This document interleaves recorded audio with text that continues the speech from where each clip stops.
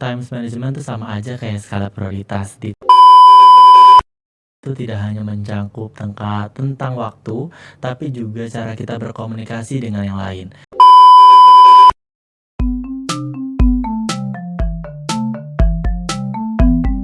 Halo Tipers, gimana nih kabarnya? Lagi pada ngapain nih? Lagi sibuk tugas akhir ya? Nah, pas banget nih di episode kali ini kita akan ngebahas topik yang mungkin dicari-cari oleh banyak mahasiswa. Pernah gak sih kalian ngerasa stres, kepikiran sama tugas-tugas yang numpuk itu tapi deadline-nya barengan? Ditambah mungkin sama job desk dari organisasi kalian yang gak kalah banyak, padahal udah mau liburan gini. Kamu tuh tahu kalau tugas numpuk, tapi kalian cuma mikirin dan gak dikerja-kerjain. Kalau kayak gitu gimana ya caranya biar kita ngatur waktu agar kegiatan-kegiatan di kehidupan kita ini lebih tertata dengan rapi?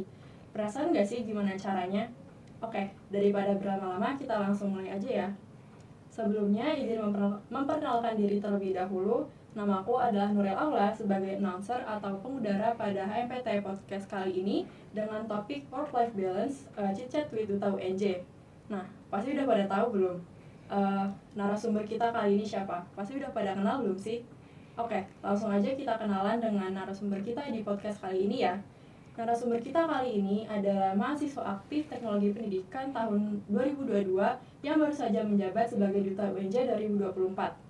Tidak lain dan tidak bukan adalah Kak Alfarabi Zainah. Langsung saja kali ya kita sambut Kak Robi ini. Halo Kak Robi, salam kenal. Salam kenal juga Ola. Gimana nih Kak kabarnya? Alhamdulillah baik. Ola sendiri gimana? Alhamdulillah baik juga nih Kak. Kalau boleh tahu kesibukan Kak akhir-akhir ini apa ya Kak? Tentunya minggu ini adalah minggu UAS ya, jadi kita perkuliahan juga sibuk dan ada tugas-tugas akhir. Dan juga aku mengikuti kegiatan di luar akademik, yaitu menjadi Duta UNJ 2024 nih Ola. Wah keren banget nih Kak Robi.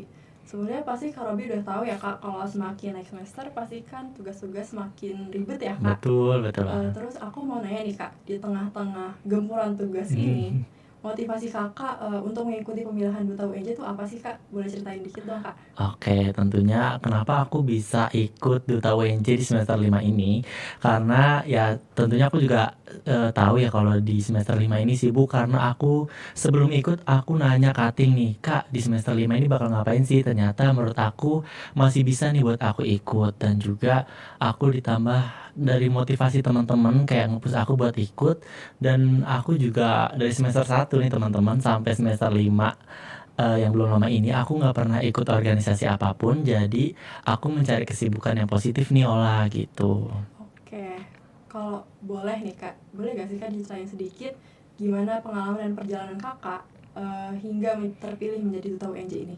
Oke, sedikit ya, kalau banyak kita bisa sampai 1 jam nih Ola. Kalau cerita tentang gimana bisa sampai menjadi Duta UNJ itu sangat panjang, karena dari Duta UNJ ada seleksi 3 tahap nih Ola. Dan juga setelah seleksi itu ada karantina selama 1 bulan, yang mana di situ kita dididik untuk public speaking, bisa berbahasa Inggris, selalu update informasi tentang UNJ terutama gitu. Dan juga dengan kesibukan itu kan aku juga ada kuliah ya, jadi aku juga minta support teman-teman buat kayak selalu semangatin aku kalau misalnya aku capek kuliah gitu sih Ola. Oke, berarti Kakak sibuk banget ya Kak di semester ini. Ada kuliah, organisasi, dan juga kehidupan pribadi ya Kak. Nah, aku mau tanya, arti manajemen waktu bagi Kakak tuh apa sih? Waduh, itu sangat penting ya, dan juga ini topik yang sangat berat menurut aku. Di sini juga aku masih belajar untuk times management ini, karena setiap orang itu berbeda ya. Menurut aku times management itu sama aja kayak skala prioritas, ditambah aku juga ikut Duta ini kan kayak aku juga mahasiswa semester 5 ya. Jadi aku mengedahulukan akademik aku dan berdampingan dengan Duta UNJ. Jadi kedua hal tersebut aku push diri aku untuk kedua hal tersebut bisa berjalan seirama gitu. Oke, kalau cara Kakak untuk memulai membangun kebiasaan manajemen ini tuh gimana sih Kak? Tentunya, dengan duta ini, aku secara nggak langsung tuh dididik gimana cara bagi waktu antar perkuliahan dan antar duta. Selama karantina yang sebulan ini kan aku dimulai dari jam 4 tuh, yang mana itu adalah jam selesainya kuliah dan aku terkadang izin di akhir-akhir matkul buat, ikut karantina ini. Dan di situ juga aku lumayan overwhelmed, tapi ya itu lagi balik lagi aku sangat punya teman yang sangat suportif ya, aku sangat berterima kasih karena dengan mereka sangat bisa membantu aku dan juga selalu mengingatkan aku untuk tetap fokus di perkuliahan juga gitu. Oke, kalau boleh tahu nih Kak, Kak Robi mulai manajemen waktunya itu mulai dari perkuliahan aja atau sejak SMA tuh udah nerapin? Oh, kalau untuk itu aku udah mulai dari SMA karena aku juga ada background di Paskib yang mana di situ dituntut disiplin ya. Jadi itu dia alasan aku kenapa baru ikut duta di semester 5 karena aku sebelumnya mengikuti Paskibra. Jadi aku lumayan agak kebingungan nih kalau harus mengikuti kegiatan di kampus. Itu dia makanya aku secara nggak langsung tuh aku tahu batasan diri aku semampu mana gitu olah. Oke, bagaimana cara Kakak untuk untuk membangun kebiasaan manajemen waktu yang efektif? Tentunya hal ini sangat susah ya, karena, mau gimana pun ini balik ke pribadi sendiri, karena kalau emang kitanya emang gak mau efektif, itu kita mau usaha sebagaimanapun, sekeras manapun, itu nggak akan bisa. Jadi kalau menurut aku itu adalah, balik ke pribadi sendiri, kalian mau produktif, efektif dalam hal yang baik, atau malas-malesan gitu. Kakak ada gak sih metode atau tools untuk membantu Kakak buat manajemen waktu mulai dari perkuliahan, organisasi, dan juga kehidupan pribadi Kakak? Oke, kalau misalkan itu aku tuh menerapkannya setelah duta. Jadi, aku misalkan ada schedule di hari ini, aku menanggalkan, ada acara tuh sehari sebelum hari ini. Jadi di kalender HP aku, itu ada note. Jadi kalau misalkan memang besok itu ada hari H ada acara, aku hari ini udah nandain kalau besok tuh ada acara gitu sih, Ola. Oke, bagaimana Kakak menjaga keseimbangan antara akademik, organisasi, dan juga kehidupan pribadi Kakak? Tentunya ini adalah pertanyaan yang sulit ya menurut aku, karena juga aku masih belajar, untuk membaginya ya, aku akan mengatur skala prioritas tadi itu, kayak mana nih yang urgent dan mana yang harus aku bisa cicil nih, kan ada ya pekerjaan yang kita bisa cicil, yang kadang kita malah males nih buat ngerjain yang bisa dicicil Betul. itu, padahal itu bisa jadi bumerang buat kita olah kalau misalkan kita selalu menunda-nunda pekerjaan gitu. Tapi Kak Robi ada gak sih Kak kebiasaan buruk yang mungkin kayak aduh gue susah banget nih ngilanginnya, gimana ya caranya biar kegiatan gue tuh lebih tertata, rapi, gak di apa gak ditunda-tunda gitu. Kebetulan ini baru banget aku terapin jadi dan aku masih masih newbie lah dalam hal ini dan aku, udah mulai mengatur kayak misalkan ada UAS nih, aku sudah kayak seminggu ke depan aku kosongin jadwal aku di duta nih guys, aku lebih ke komunikasi sih.